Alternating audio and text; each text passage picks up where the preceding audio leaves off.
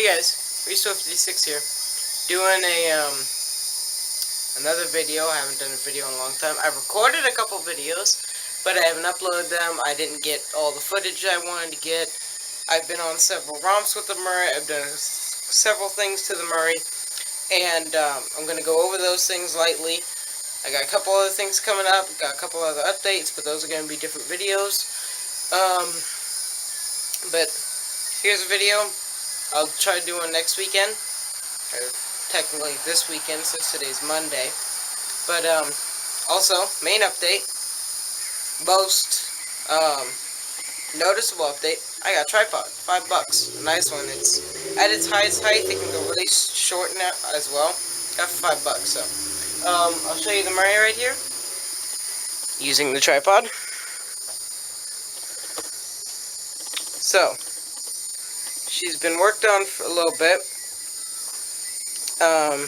You can see some frame parts here in the book.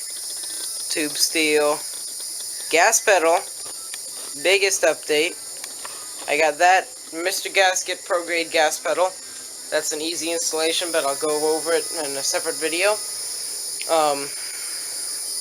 Just paint, and I'll show you what that's about. Wiring stuff. That thing's just a part holder. Some wire strippers. You can see the racing mower. Well, actually going to be mainly the towing mower.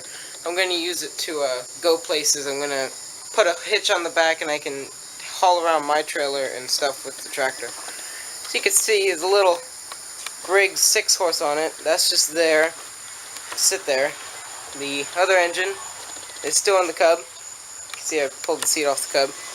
I've hooked up a seat, but I got to buy some stuff for that. I gotta get bushings, and then figure out a pulley system. I gotta get a belt. I got the pulley. I gotta re-weld the pulley.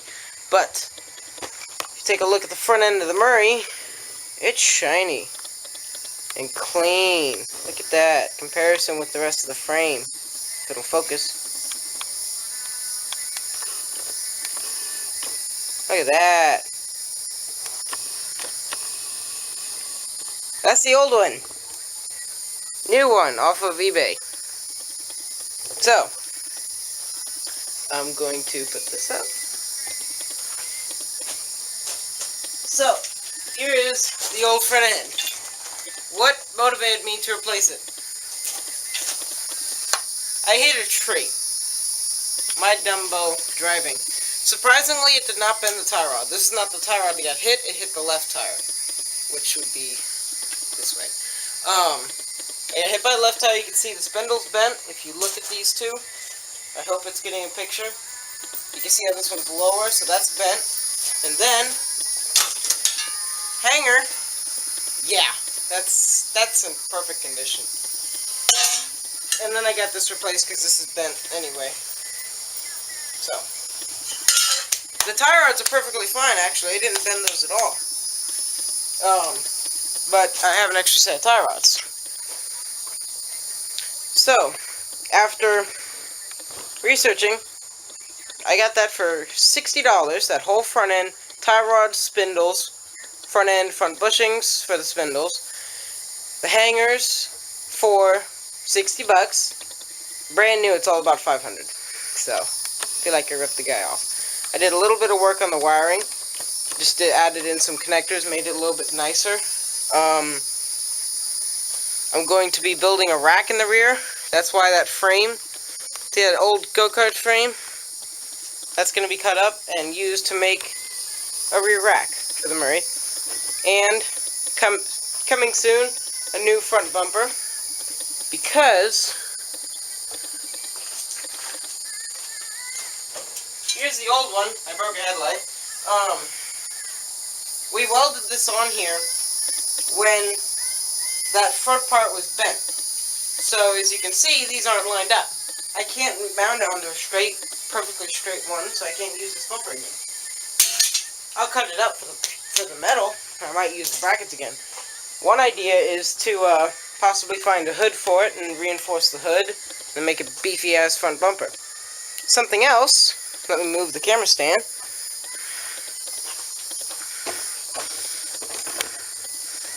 can see, not only are the wheels in line with each other, but they're also 90 degrees with the ground.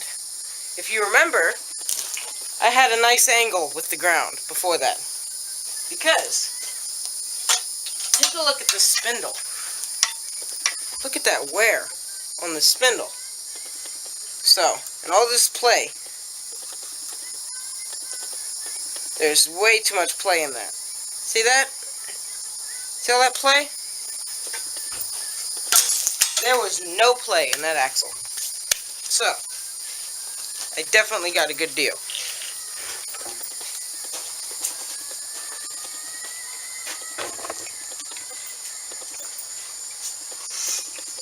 That's most of the Murray. Oh, I also snapped 2 teeth off the steering gear. You know, the gear that goes on the axle? Not the axle, stupid. The steering rod goes down here, and they have the large gear, and they have tie rods. It snapped 2 teeth off of that. So that's on order, and I can't drive it right now, even if I could drive it without the bumper, I would want to, but I don't have that tooth. The other thing was, if you look down here is, you know, that 12-tooth gear, and then you have the large gear, and then you have tie rods and everything. If you look, not only that much play, it locks up, and you gotta yank it out of that. Because 2 teeth has been snapped off from that, hitting that tree. So, that needs to be fixed. I need to get a new one, and that's on order. What was the other thing? I could have sworn there's something else. Oh yeah.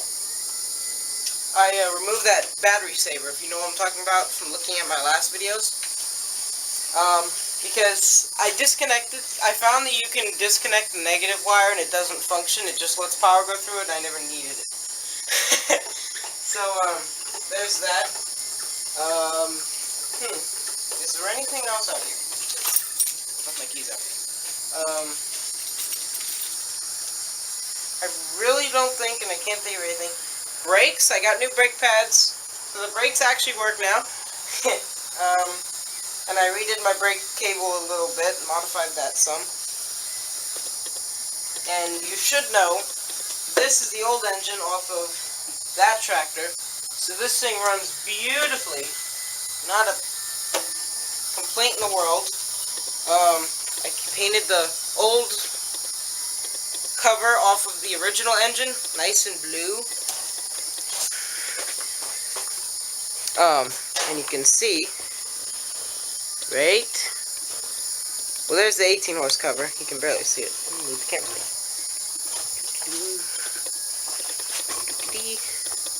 Right there. And you can't see it. But that's the old Murray engine. I don't know what I'm gonna do. I'll keep it for parts like the flywheel and the manifold, little bits of the carburetor, other stuff. I'm gonna do some different exhaust. I'll be honest with you, the Murray is almost done or where I'm happy with it. I want tires, I want to fix my exhaust better, and I want a better front end, the rear rack. Thankfully, I'm actually thankful I hit the tree because now I don't have to worry about new spindles. I do need hubcaps for these front wheels, if you can see.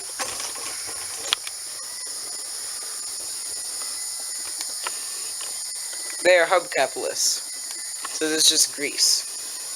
So that's all dirt and get in there and everything. I think I showed you this. I'm pretty sure I did. But the bike, this thing is in good shape.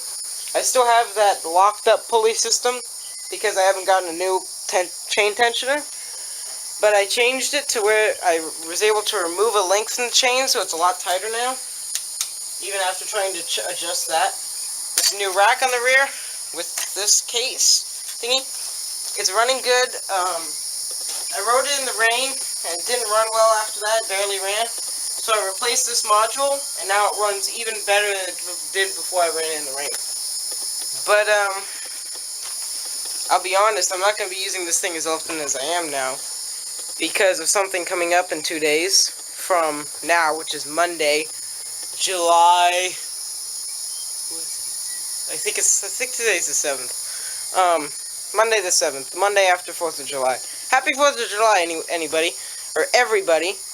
Anyway, thinking of that. I apologize. I'm not going to be using this as much. And you'll know why. Next update. And I'll be uploading some nice videos for that. But still very fun. I can pop wheelies over hills and stuff. Let me think. Chickens are laying, so we got eggs. Pretty chickens. Did I show the pressure washer? No, I did not. So, over there, zoom in on it, right there, is a pressure washer we got from the dump. It's a Troy-Bilt. I think it's like 2,300 PSI, something like that. It's got a 6.5 horse Briggs on it. And, pulled it off. It didn't have the hose on it. That's a hose off an old, pressure washer we have, which is what that engine is from, right there. I take a look and the pump is covered in oil. And I put oil, and I put more oil, I put oil in the engine, and then I find a puddle under it. And I take a look, and I'm thinking, okay, it's got a cracked block. Nope. The oil drain plug was put in wrong, so they freaked out and threw it away. I just pulled it out, put it back in correctly. The thing started up on the first pull after putting gas in it. I didn't even touch the carburetor, and the pump works beautifully. So, free pressure washer. Weed whackers. I apologize for the silence. I'm just thinking of anything that I need, and I'm surprised how little it is. I've organized this also. I've putting that shelf to some use. I have stuff from for the racing mower. I got a push button, switch, and a filter over there.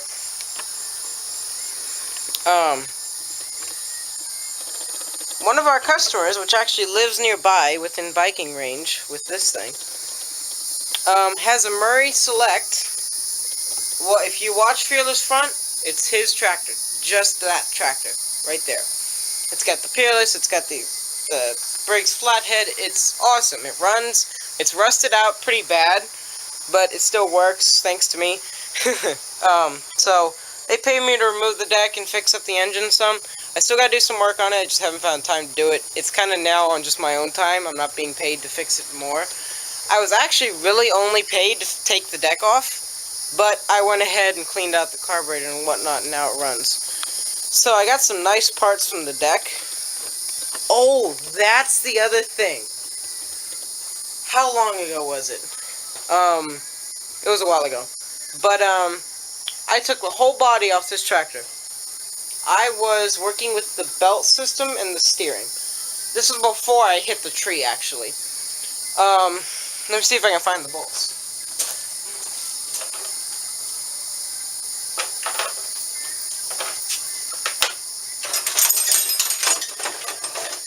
Come on, where are they at? There they are. So, you have the small gear. You have the small gear here and the large gear there and the tie rods. The tie rods are bolted on, and then there are these special bolts that go on it and go slide through. Take a look at this bolt. And I found that, and I found why there was so much play in my steering.